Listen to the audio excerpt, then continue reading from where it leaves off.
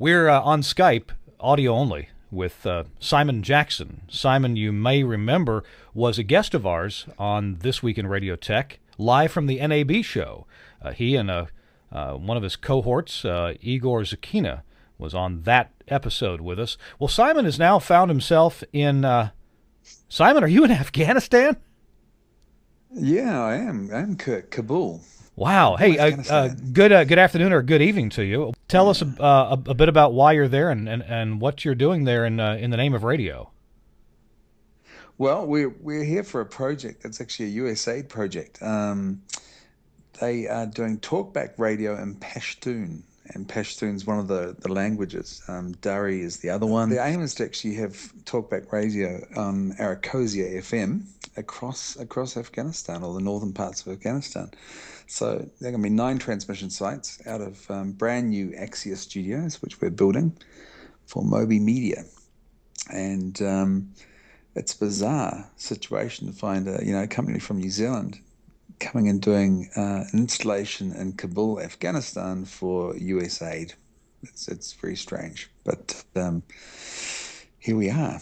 You know, Simon, I've known you for a while, and I guess I'm not surprised at the situation. But you didn't send any of your technical employees there to do this installation. You sent yourself. What's that about? Yeah, myself. Well, I to be fair, someone else came with me, Rob Harling, and actually he was also on This Week in Radio Tech. Yes, he was. NAB, Yeah, sure. Yeah. Yeah, Rob's come with us as well. So it's I'm here to sort of hold the tools, really. He's doing all the heavy lifting, Okay. and I'm here just to sort of keep him company. And it was strange actually finding staff who were willing to come. Was really hard. I don't know. I don't understand why. I'm not sure. Apparently it's a great place for a holiday, Kabul. Well, now tell me about that in just a minute. In a few minutes we're going to look at some studio pictures, other pictures that you're providing. But tell me a little bit about what you can. I know there's some things you can't say, but about arriving there and your security arrangements and whatever you can tell us about building a radio station in a war zone. Well, it's really interesting. Kabul's actually relatively safe compared to the rest of Afghanistan, or specific places in Afghanistan anyway. But still, I mean, you arrive at the airport and there are guns everywhere. I mean, it's amazing. And you get picked up, and the guy who picked us up was one of the security agents for security workers. The paid private security guards for the group that we're working for. And he's a British guy. He's an ex-paratrooper, and all his team are ex-paratroopers. And we go to these armored vehicles, and these they look like Toyota V8 Toyota sort of SUVs. Until you try to open the door, and you realize this door is about 6 inches thick and heavy. And there's a reason this thing's a V8, because this thing just weighs a ton. It is a box inside a sort of a shell that looks a bit like a Toyota. And they stop and they tell you what happens if someone starts shooting at you, and how they'll help you get from the car, and they'll keep going if they can, and it's all these things to put your mind at rest, really, and make you feel comfortable and safe. And then they pull up to the exit to the airport, and they go and collect their guns, and there are a lot of them.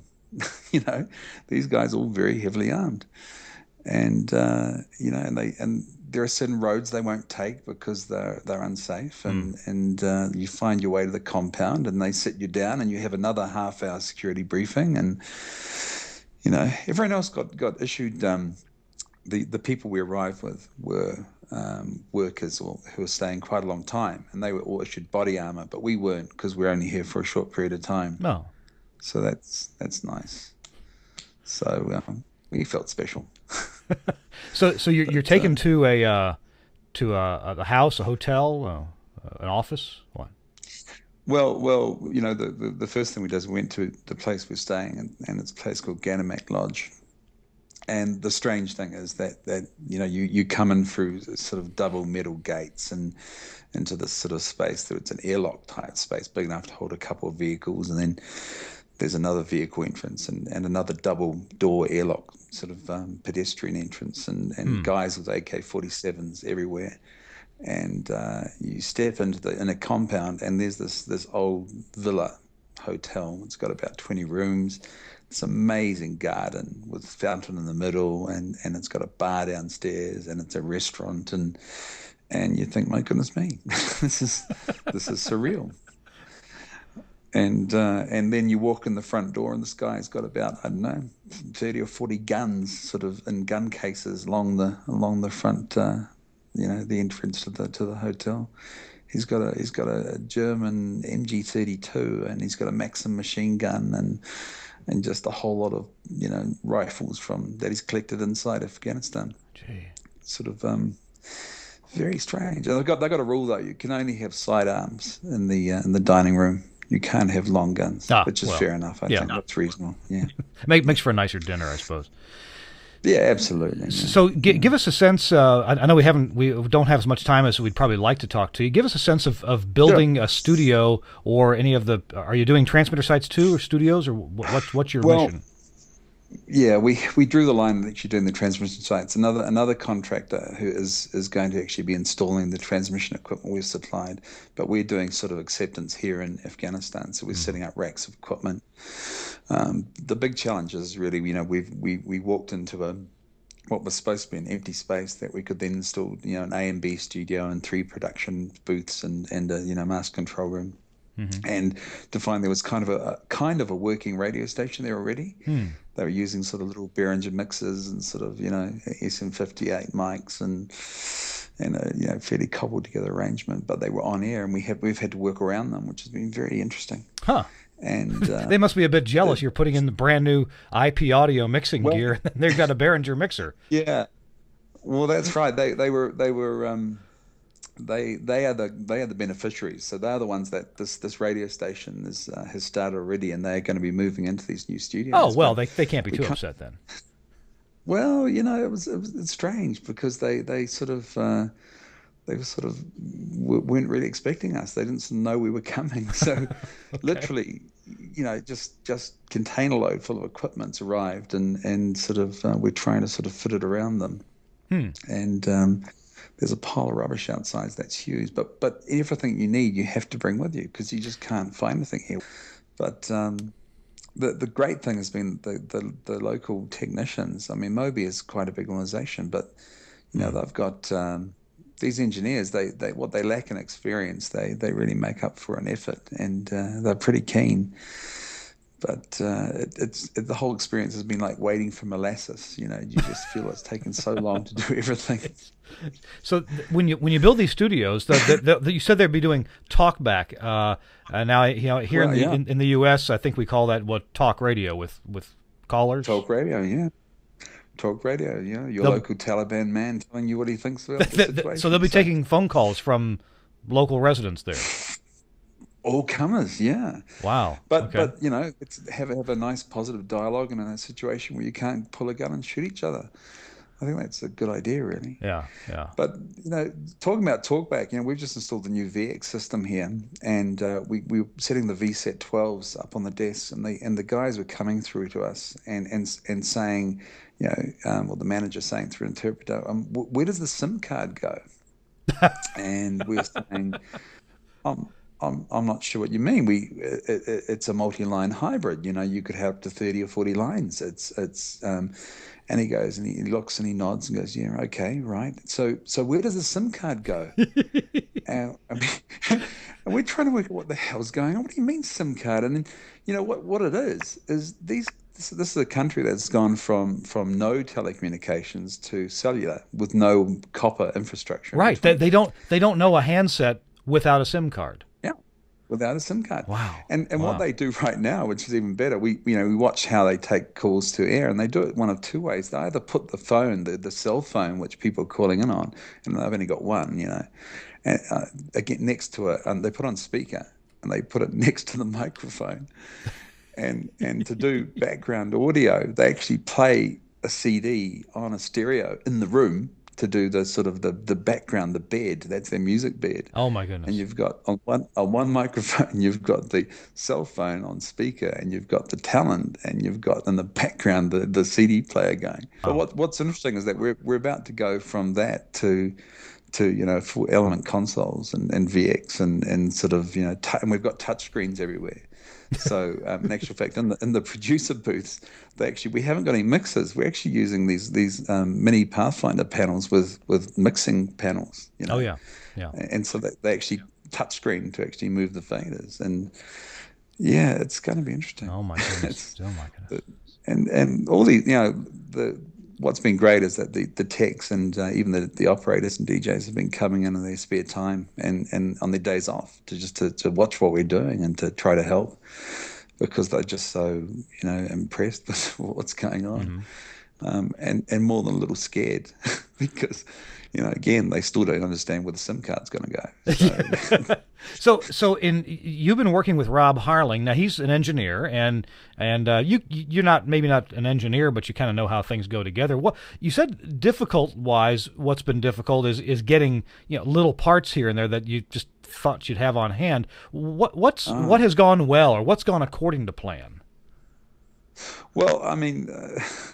Everything sort of turned up, which was amazing. Eventually, because in actual fact, the gear we made sure was here a week or so before us. Okay. But on the way from the Bagram Air Base, where the equipment was actually brought into the country, there was a demonstration, and from the back of the truck, a carton just disappeared. It fell off, and it was a 3 kVA UPS. Oh. So, and so how you drop a 3 kVA UPS from the back of a truck, you can just imagine sort of what was going on. But, so that was scary, that, just how we were going to get a replacement. But actually, it turned out this company called MEBS Global Reach, who did the transport for us, they just turned up with another one. It was really easy. But the frustration has been really just if you want something and you haven't brought it with you, just count on losing a couple of days for the smallest of things, Wow. So when do you expect to have the studios finished? Well, we're hoping tomorrow, in actual fact, that we'll finally have them ready to go to air. And just in time for us to do essentially a couple of days of training, and then we're kind of going to let them loose. And yeah, it's going to be challenging for them, but it's such a difference. I mean, we've got some pictures of what they started out with and what they have now, and it's just well, once everything is installed and you've left the site, will you have the ability to get into their gear remotely with their permission, so that you could maybe reconfigure something if you need to do that remotely? Yeah, well, I think this is the great thing. The internet is very slow. I mean, it's very slow here, but still enough for us to be able to reach in and to because every device that we've installed essentially has a HTTP server in it. Sure, yeah. And we can jump in and do that configuration. But also, we've been successful in using TeamViewer to actually control the computers. Okay. You have to just take your time, but yeah, it's been enough for us to sort of be able to reach out and I've been having a lot of help. Igor Zukina, who's currently in Fiji of all places, is actually sort of reaching in remotely, like probably at the moment, and tweaking things and setting things up and doing config stuff for us. So essentially, although we've had a team on the ground, a lot of it's actually been done from remote, which is pretty cool. Wow. And thank goodness. So, Simon, we got to sign off with you here. Any last comment about this project that you've taken on, building new studios in Kabul, Afghanistan, and doing it as part of a USAID project, I believe you said, and here you are, a New Zealand company in Afghanistan doing a project paid for by the U.S. Do I have that right? Well, I think it's interesting because a competitive tender, and we got the job. Yeah. And I think it was also because of the technology. I mean, but in the end, it was an American company that American technology we went with. But it was interesting that it needed to be this sort of technology to actually work. Because anything else, traditional stuff, then without the ability to actually sort of remotely configure and manage it would be really hard for these guys to cope. So, yeah. it was a real point of difference. Simon, I appreciate you right. spending some time with us, especially so late at night from Kabul, Afghanistan. Thanks for making the effort to be in touch with us here at TWIRT. No problem. That's our interview with right. Simon Jackson of AVC on This Week in Radio Tech.